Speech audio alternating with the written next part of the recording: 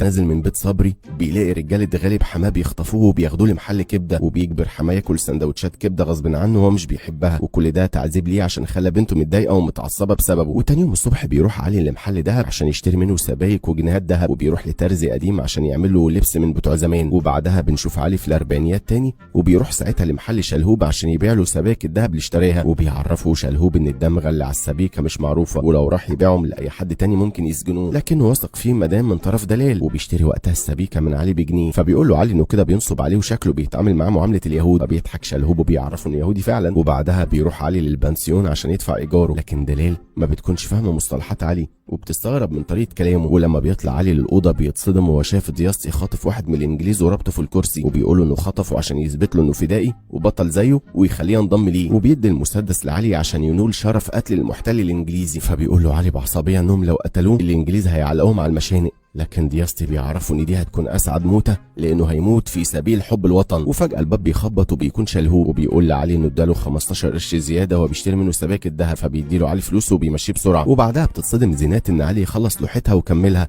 وبتعجبها جدا ساعتها، وبتقوله وهي مبسوطه وبتضحك ازاي طلع رسام وهو راجل مهزأ. فبيستغرب علي وبيسالها ازاي بتشكره ومبسوطه وبتهزقه في نفس الوقت، فبتقوله انها تراضيه وهتديله 10 صاغ بحالهم، لكن علي بيديها اللوحه وبيعرفها انه مش عايز منها حاجه. وبتروح زينات لمامتها وهي فرحانه وبتوريها اللوحه، وبتقول لها ان عمر افندي هو اللي كملها. فبتقول لها مامتها ان عمر ده بيفكرها بتهامي لان ساعات بيقول كلام زي كلامه، حتى حركاته وطريقه لبسه احيانا بتكون شبهه. ووقتها زينات بتقول لها انه تهامي لما يرجع هو اللي هيدور ورا عمر افندي وهيعرف اصله وفصله. وبعدها بيروح علي للتياترو اللي شغاله فيه زينات مع اباظه، ولما بيدخل علي التياترو بيشوف زينات وهي على المسرح وبتقدم فقرتها الاستعراضيه، وبيكون فرحان بيها وبيسقف لها. وبعد ما بتخلص بيقعد معاها وبيعرفها انها طلعت موهوبه بجد، فبتقول له ان البركه في مامتها هي اللي علمتها الفن ده كله. وفي نفس اللحظه دي بيجي اباظه وبيبان عليه انه متضايق من علي، وبيقول لزينات تقوم تجهز عشان هيوصلها، فبتعرفه ان عمر افندي هيوصلها في طريقه. فبياخد اباظه زينات على جنب عشان عايزه تقعد مع الضابط الانجليزي جاك عشان معجب بيها، فبتتخانق معاه وبتزعق له وبتقول له عيب يطلب منها طلب زي ده. وبعدها بيكون زينات وعلي ماشيين سوا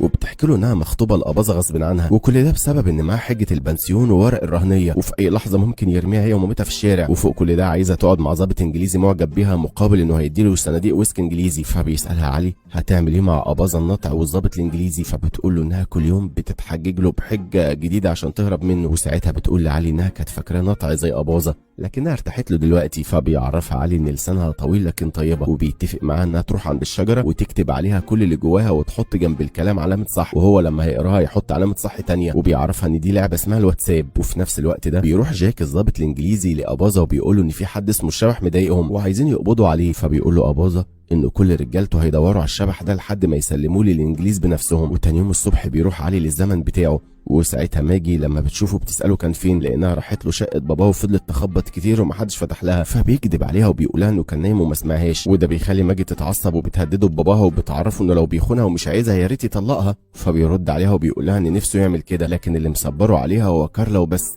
فبتتصدم ماجي من رده. وبعدها بيروح علي المكتبه عشان يقرا كل الجرايد اللي نزلت سنه 43، وبيروح لفؤاد في البازار عشان يساله لو عنده عملات كانت موجوده في الاربعينيات لانه عايز منها 800 جنيه. فبيستغرب فؤاد وبيعرف انه مستحيل يلاقي الرقم ده لان العمله القديمه دي ما بقتش موجوده دلوقتي. وبعدها في زمن الاربعينيات بنشوف اباظه وهو داخل البنسيون ومعاه رجالته وعايز يفضي المكان عشان عايز فلوسه من دلال. فبتعرفه زينات انها فاهمه وبيعمل كده ليه، وبتقول له انها موافقه على طلباته. وبعدها بتقعد دلال مع زينات وبتكون خايفه عليها انها تقعد مع الضابط الانجليزي، فبتطمنها ان محدش هيقدر يلمس شعره منها. فبتروح زينات لاباظه وبتطلب منه يبيع البنسيون لانها مش هتسمح لكلب من كلابه يلمس بنتها. فبيعرفها ان البنسيون ما يجيبش 800 جنيه وانها تفضل برضه مديوناله. فبتتعصب عليه عشان بينصب عليها وبتمسك ازازه الويسكي وبتكسرها على دماغه. وفي الاثناء دي بيكون علي في الاوضه مع دياسطي اللي قاعد بيقرا الجوابات اللي معاه قبل ما يسلمها لاصحابها، وساعتها بيقول له علي انه عايزه في عمليه فدائيه. فبيفرح دياسطي جدا وبيقول له انه جاهز وبيوريه المسدس بتاعه اللي مخبيه. فبيعرفوا علي ان هدفهم هو ضابط انجليزي اسمه جاك. وبالليل بيروح علي ودياسطي يراقبوا جاك بعد ما عملوا له كمين في الطريق عشان ما يروحش للتياترو ويقعد مع زينات، وبيهجموا عليه في العربيه وهم ملثمين ملثمين وبيهددوا بالسلاح. وبيتفاجئ ساعتها علي ان عربيه جاك مانيوال فمش عارف يسوقها، وفجاه بياخدوا جاك وبيهربوا عشان في عربيه داخله عليهم. وبيقف دياستي في نص الطريق وبيسال علي ليه مش بيقتلوا جاك ويخلصوا منه دلوقتي. فبيعرفوا انه مش هيقتل حد ودي مش طريقته، وبيطمنوا ان الانجليز هيسيبوا مصر كمان كام سنه والموضوع مش مستاهل انهم يقتلوا ويعرضوا حياتهم للخطر. وبيسيبوا جاك في حته مقطوعه وبيجروا. وفي التياترو بتكون زينات على المسرح بتقدم عرضها وبعدها بتقعد مع اباظه. فبيلاحظ ان العساكر الانجليز كلهم بيمشوا بسرعه من التياترو، فبيحس ان في مشكله وبيروح وراهم. وساعتها بيقعد مع زينات مخرج سينمائي يوناني وبيعرض على زينات انها تمثل عشان عندها موهبه كبيره، فبتطلب منه يخلي واحد قريبها يشتغل معاه. وتاني يوم بنشوف علي ودياستي رايحين لموقع التصوير اللي شغال فيه المخرج اليوناني، وبيكون دياستي متضايق عشان هيمثلوا بلدهم محتله وبدل ما يكون اسمهم فدائيين بقى اسمهم مشخصاتيه. فبيعرفوا علي ان المشخصاتي ده هيبقى بعد كده حاجه مهمه وبياخد فلوس كتير وعنده معجبين في كل حته. وبيتكلم علي مع المخرج وبيعرف منه انه هيطلع في دور مصري فدائي، وبيقول المخرج لدياستي ان شكله لايق جدا على الدور. فبيسال دياستي علي ازاي هيشتغل مع الانجليز، فبيعرفوا ان المخرج يوناني مش انجليزي. وبعدها بيجهزوا هما الاثنين وبيصوروا المشهد اللي بيكون عباره عن مشهد لمظاهره. وبعدها بيروح علي ودياستي للبنسيون وبيقعدوا مع زينات ودلال وبيلاحظوا ان دياستي مضروب. فبيحكي لهم علي ان هما بيصوروا مشهد لمظاهره كان في ضابط انجليزي بيمثل، فدياستي هجم عليه ونسوا انه تمثيل، فالعسكري ضربه ساعتها. وقبل ما دياستي يقع بلسانه ويحكي عن اللي عملوه في جاك بياخدوا علي عشان يطلعوا اوضته وينام. وفي نفس الوقت ده بيروح جاك لاباظه وبيهددوا انه هيقتله لو ما جابلوش الاثنين اللي خطفوه، وبيعرفوا انه سمعهم بيقولوا اسم زينات وهما بيتكلموا. فبيروح اباظه لزينات وبيسالها اذا كانت مشغله فدائيين لحسابها، فبتتصدم زينات وقتها من كلامه، لكنه بيعرفها ان اللي خطفوا جاك كانوا بيعملوا كده عشانها. وبيقول لها ان جاك هيقتلهم لو ما سلموش الاثنين اللي عملوا فيه كده. فبترد عليه زينات وبتقول له ان الفدائيين ما بيعملوش حاجه عشان واحده ست وشغلهم كله عشان الوطن بس، ده غير انها لو عايزه تخطف حد فهيكون هو مش جاك. ووقتها بيقتنع اباظه بكلامها. ووقتها بيكون علي رجع لزمنه تاني وبيقعد مع ماجي عشان يوريها الفيلم اللي طلع فيه سنه 43. وساعتها بيكون ظاهر في المظاهره دياستي بس، فبيتصدم علي ساعتها وبتسخر منه ماجي وبتتهمه انه اتجنن رسمي خلاص. وبعدها بيهجم رجاله غالب على علي وهو في عربيته عشان ياخده بالقوه للطبيب النفسي. وفي العياده بيلاقي علي حماه ومراته مستنيينه، وبيعرف ان اسم الدكتور هادي شاكر. فبيتخانق علي وقتها مع الكل وبيقول لهم انه مش مجنون. فبيقرر الدكتور هادي انه يودي علي الغرفه 16. وفي الغرفه بيلاقي علي فيها شخص اسمه حماده وبيحكي له ان في السجن ده من سنه 2001 لان اللي بيجي المكان ده مش بيخرج ابدا. فبيروح علي عند الباب وبيفضل يزعق عشان حد يخرجه. وفي الوقت ده في زمن الاربعينيات بتروح زينات لدياستي عشان تضغط عليه يقول لها ايه علاقته بجاك. فبيتوتر دياستي وما بيعرفش يكذب وبيحكي لها على كل حاجه. وبيروح اباظه لشلهوب عشان يخليه يشتغل لحسابه وبيخوفه ساعتها وبيقول له ان الالمان هيدخلوا مصر تاني واكيد ساعتها هيقتلوه، وعشان يحميه منهم لازم يساعده يلاقي الفدائيين اللي خطفوا جاك. فبيخاف شلهوب وقتها وبيوافق. وبالليل بتكون زينات قاعده مع مامتها وبتحكي لها اللي عرفته من دياستي وان هو عمر افندي اللي خطفوا جاك عشانها وان عمر فدائي ومتنكر. فبتخاف دلال الانجليزي يعرفوا ان نازل في البنسيون بتاعها فدائي. وفي نفس اللحظه دي بيجي اباظه وبيطلب من زينات تقعد مع واحد من زباينه، فبتتعصب عليه ساعتها وبتعرفه انها مش هتروح تقابل حد. وبتروح للشجره اللي علي طلب منها تكتب عليها كل اللي بتفكر فيه وعايزه تقوله له وبتسيب له عليها رساله. وتاني يوم بيجمع شلهوب في محل الذهب بتاعه مجموعه من الشباب وبيطلب منهم يدوروا له على فدائي اسمه الشبح لانه مدوخ الانجليز وبيدوروا عليه في كل حته. لكن الشباب بيعرفوه ان محدش عارف الشبح ده شكله ايه. وساعتها بيعرفهم انهم هيدلوا الانجليز على اي فدائي ووقتها يوصلوا للشبح بسهوله. وفي نفس الوقت ده في زمن علي بتكون ماجي بتكلم رضوى صاحبتها في التليفون وبتيجي الخادمه وبتديها دفتر لقيته على سرير كارلا. فبتستغرب ماجي عشان الدفتر مكتوب عليه مغامرات عمر افندي. وفي المصحه النفسيه بيكون صبري هناك وبيسال هادي عن علي. فبيعرفوا هادي ان غالب بيه بنفسه موصي عليه وبيخلي الممرض ياخد صبري عشان يحبسه في غرفه هو كمان زي علي. وفي نفس الوقت ده بيقرر علي وحماده انهم يعملوا خطه وبيمثل علي انه تعبان ومغمى عليه عشان الممرض يفتح الباب ويكشف عليه. وساعتها بيهجم علي وحماده والشخص الثالث اللي معاهم على الممرض وبيكهربوه بالصاعق الكهربائي اللي معاه وبيسرقوا منه المفاتيح وبيهربوا كل المرضى اللي معاهم. لكن صبري بيكون في الحمام ومش بيلحق يهرب لان باقي الممرضين بيقفلوا الباب عليه تاني. وبعدها بيروح علي لبيته وبيكون متعصب جدا بسبب اللي مراته عملته معاه هي وباباه. فبتحاول تهديه وبتعرفه انها كانت خايفه على كارلا منه. وبتيجي كارلا ساعتها وبتحضن علي عشان كان وحشها، لكن ماجي بتعرفها ان علي هيمشي تاني. وبعدها بيلم علي حاجته من البيت وبيمشي وهو بيودع كارلا بحزن. وبيروح بعدها لزمن الاربعينيات وبيكون عند الشجره اللي زينات كاتباله عليها، وبيعمل علامه صح تانية جنبها. وفي الاثناء دي بيكون دياستي قاعد بيقرا الجوابات اللي معاه كعادته، لكنه بيلاقي واحد منهم فاضي ومش مكتوب فيه حاجه، فبيكتشف ان الرساله مكتوبه بالحبر السري ومكتوب فيها انهم محتاجين فدائيين. وبيروح علي للبنسيون وهناك بيقابل زينات وبيبان عليهم هما الاثنين اعجابهم ببعض، وبتساله كان فين طول الوقت ده عشان كانت محتاجاه، فبيطمنها انه يفضل جنبها ومش هيخلي حد يضايقها، وبيطلب منها تصبر عليه شويه في دفع ايجار الاوضه، فبتتضايق منه وبتعرفه انها تشيله جوه عينيها وفوق راسها، فبيفرح عليه من كلامها الحلو ليه. وتاني يوم الصبح زينات بتعمل القهوه والفطار لعلي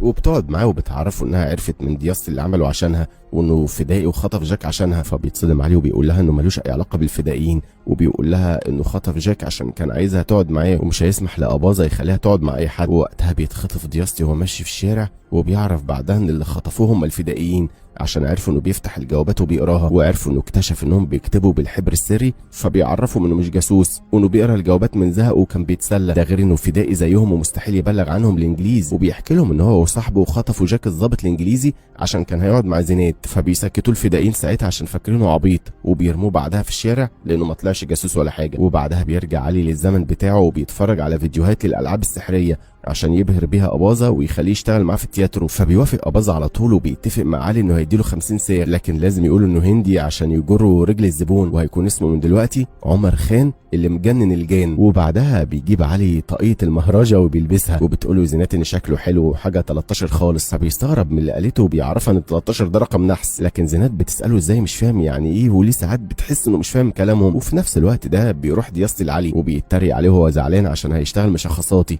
ومش هيكون فدائي وهينسى بلده، فبيعرفوا علي انه كمان دياستي هيشتغل معاه غصب عنه. وبعدها بنشوف دياستي قاعد في المسرح بلبس الشغل وهو متضايق، وبيسأله ليه ساب الفدائية عشان واحدة ست، لكن علي بيفهمه انه مش فدائي وبيطمنه ان الانجليز هيطلعوا من البلد وانه تعب نفسه على الفاضي. وبالليل بيدي علي لحن معين للعازفين عشان يعزفوه، فبيستغربوا لان اللحن غريب واول مره يسمعوه، فبيعرفوا من اللحن ده اجدد حاجه في السوق. ولما بيطلع علي على المسرح بيغني اغاني مشهوره من اغاني الالفينات، وفي البدايه بتكون الاغنيه غريبه ومش عاجبه حد، لكن فجاه بتعجبهم والكل بيقوم يرقص عليها. وتاني يوم بيروح للبنسيون واحد اسمه اكرم باشا وبيطلب من اباظه انه يخلي زينات تيجي تقعد معاه، فبيروح اباظه لزينات عشان يقنعها تقعد مع اكرم باشا، وبيعرفها انه راجل غني جدا وهيديهم فلوس حلوه، لكن زينات بترفض تماما وبتعرفه انه لو زن عليها تاني مش هتطلع على المسرح ولا هتغني ولا هترقص، فبيهددها بموضوع البنسيون والفلوس اللي على مامتها، فبتتعصب منه وبتعرفه انه انسان حقير. وبعدها بيقدم علي فقرته الساحره، وبنشوف دياستي وزينات شغالين معاه مساعدين، وبيبدا علي يوري الخدع السحريه والبصريه للحاضرين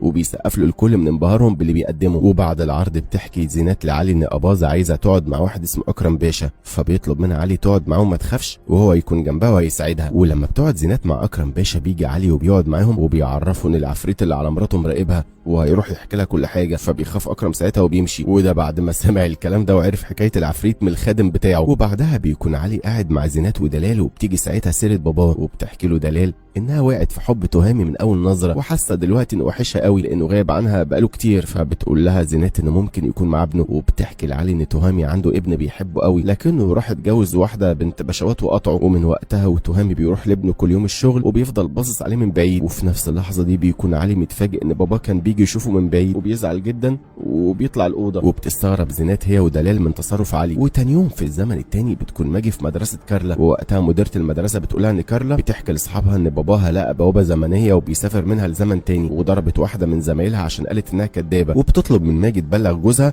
انه لو بيحكي حكايات لبنته لازم يعرفها انها حكايه ومجرد خيال عشان الاطفال بيصدقوا اي حاجه. ووقتها بيرجع علي للزمن بتاعه وبيروح لصبري وبيلاقي قاعد مع موهبه جارته وقدامهم كنزات هيبيعوها عشان اعاده التدوير، فبيستغرب علي من اللي صبري بيعمله، وساعتها صبري بيحكي له اللي حماه عمله معاه وانه حبسه في مصحه وراح يزوره. وبعدها بيروح علي مع صبري عشان يوريه اللوحات والانتيكات اللي معاه، وبيعرفه انه عايز يعمل مزاد ويبيعهم فيه وكانهم حاجات من زمن قديم، وما بيرضاش يقول لصبري انهم فعلا من سنه 43 عشان ما يقولش عليه مجنون تاني. وفي المزاد علي بيخلي صبري يمثل انه عايز يشتري عشان يساعد سعر البيع انه يرتفع، وبتكون اول بيعه هي فازه من سنه 43 وبتجيب ساعتها 15000 جنيه، فبيفرح علي ولكن صبري فجاه بيرفع السعر ل 50000 جنيه، فبيتصدم علي عشان ما حدش هيعلي السعر اكتر من كده، لكن في نفس اللحظه دي شخص اسمه درويش بيتغاظ وبيقرر السعر ل 100000 جنيه، وساعتها بيفرح علي وصبري جدا. وبعدها بتتعرض لوحات لزينات بايدين الرسام يا ماهت يلا، ووقتها بيشتريها درويش ب 500,000. وبنشوف علي وصبري وهم معاهم فلوس كتير بيعدوها سوا، وبيقعد علي يتعلم العاب سحريه جديده عشان لما يقدم العرض في التياترو ويبهر الناس اكتر. وبنعرف كمان ان علي بقى بيرسم لوحات كتيره وبيبيعها في المزادات على انها لوحات نادره من الاربعينيات وبيكسب فيها ملايين. وفي الاربعينيات بيدي علي لزينات 100 جنيه عشان تديهم لمامتها تروح تديهم لأباظة وتسكتوا بيهم شويه. فبتتصدم زينات وبتقول انه ملوش ذنب يشيل الدين اللي عليهم، وعشان يطمنها بيقول لها ان تهامي لما يرجع هيبقى ياخدهم منه. لكن زينات بتسال علي جاب كل الفلوس دي منين، فبيعرفها انه بيرسم لوح وبيبيعها للاغنياء. وبعدها في بيت الدعاره بيتصدم علي لما بيشوف راجل صعيدي بيبيع حته اثار للمع النجس بجنيه. فبيسالهم علي اذا كانت التجاره في الاثار مش ممنوعه، فبيعرفوني ده عادي. وساعتها بيستغرب علي من الزمن ده اللي فيه تجاره الاثار عادي والدعاره كمان عادي، وبيشتري حته الاثار من الصعيدي ب 50 ساغ. ولما بيرجع علي لزمنه وبيوري صبري وفؤاد حته الاثار اللي جابها، وبياكد له فؤاد ان حته الاثار اصليه وتساوي 571 مليون جنيه. لكن علي بيقرر يديها للشرطه، فبيتعصب صبري وبتقع حته الاثار وبتتكسر. وفي زمن الاربعينيات بيروح دياسطي لدلال وبيقول لها انه تهامي بعت لها جواب، فبتتصدم دلال من الفرحه وبيقعد دياسطي يقرا الجواب لدلال وزينات.